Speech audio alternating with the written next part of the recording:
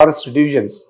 ఆ divisional forest దీనికి 1+4 armed force ఇచ్చాము.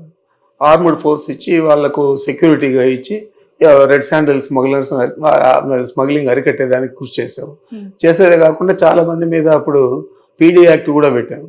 మరి అదంతా కూడా ప్రజలకందరికీ తెలుసు, మనం ఏ విధంగా పనిచేసామని తెలుసు. అంటే మీ పరిపాలన వీరప్పన్ లాగా ఉండింది అని తన అభిప్రాయపడ్డారు. అదే నేను చెప్తున్నా, అతనికి ఓనమాలు తెలియదు, జిల్లా గురించి తెలియదు, మా రాయలసీమ ప్రాంతం గురించి తెలియదు.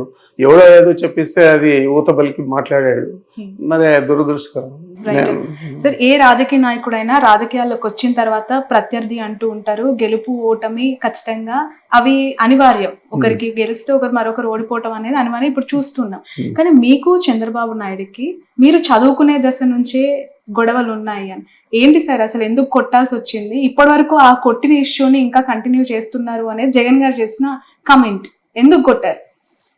అది నాకైతే గుర్తులేదు.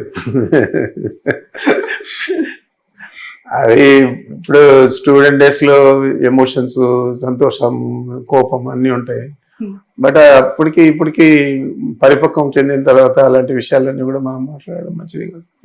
రైట్. చంద్రబాబు నాయుడు గారు మీరు క్లాస్మేట్స్ సార్, లేదంటే సీనియర్ జూనియర్ కైండ్ ఆఫ్? ఆయన మాకు senior. 1 year సీనియరా? 2 years senior. Okay, right. Sir, final 1 question. కాసేపటి క్రితమే ఏపీ హోమ్ మినిస్టర్ని వైఎస్ సునీత గారు కలవడం జరిగింది వివేక హత్య కేసుకు సంబంధించి డెవలప్మెంట్స్ విషయంలో. ఎలా చూడాలి సార్ ఆ ఇష్యూ? ఫ్యామిలీ ఇష్యూ ఎప్పటికైనా సాల్వ్ అవుతుందని నమ్ముతారు? ఎందుకంటే మీరు చాలా ఫ్యామిలీకి దగ్గరగా ఉన్న సీనియర్ లీడర్. ఒకవైపు షర్మిల చేస్తున్న కమెంట్స్, ఒకవైపు సునీత చేస్తున్న అలిగేషన్స్ ని జగన్ గారు సార్ట్అవుట్ చేసే ఆలోచన ఏమైనా ఉందంటారు? మరి ఆయన ఆలోచన నాకు తెలియదు, కానీ వీరిద్దరు కూడా ఈ మొదటి నుంచి కూడా జగన్ గారిని టార్గెట్ చేసి ఈ కేసును పైకి తీసుకొస్తా ఉన్నారు తప్ప వేరే ఆలోచన లేదు. జగన్ గారికి నష్టం జరిగే విధంగా మనం ఏది చేస్తే బాగుంటుంది అని ఆలోచన చేసి షర్మిల గారు కానీ సునీత కానీ చేస్తూ ఉన్నారు తప్ప ఈ కేసు మీద వారికంటే ఎక్కువ శ్రద్ధ చంద్రబాబు నాయుడుకి ఉంది. చంద్రబాబు నాయుడు ప్రోద్బలంతోనే ఇవన్నీ కూడా సునీత కానీ తర్వాత షర్మిలమ్మ కానీ ఇద్దరు కూడా చేస్తూ ఉన్నారు.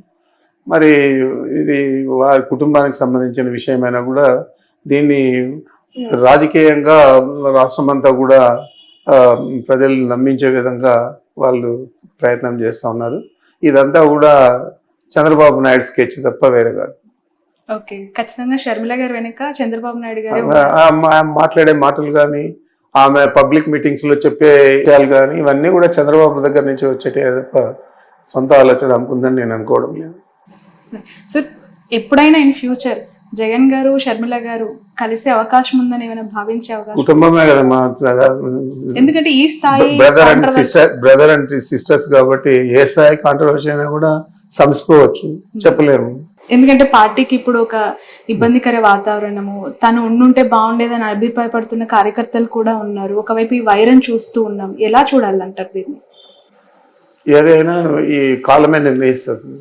రైట్. సార్, ఇంత 11 సీట్లకి పరిమితమైన ఈ ఓటమి పైన మీ విశ్లేషణ ఫైనల్ గా ఏంటి? ప్రధాన కారణాలు ఎందుకు అటువైపు ఎక్కువగా మగ్గు చూపారు? మీరు ఇంత సంక్షేమం చేసినా ఎందుకు ఓడిపోయారు? కారణాలు ఏదైనా కానీ మనము రియాలిటీగా చూస్తే మనకు 11 శాసనసభ స్థానాలు వచ్చాయి. కాకపోతే మా అందరికీ కూడా మా నాయకుడి మీద నమ్మకం, అదేవిధంగా అతనికి ప్రజలు ఇచ్చిన మద్దతు 40% ఓట్లు ఇచ్చారు. అందరూ కలిసి కూడా 5-6% తేడాతోనే ప్రభుత్వాన్ని సాధించారు.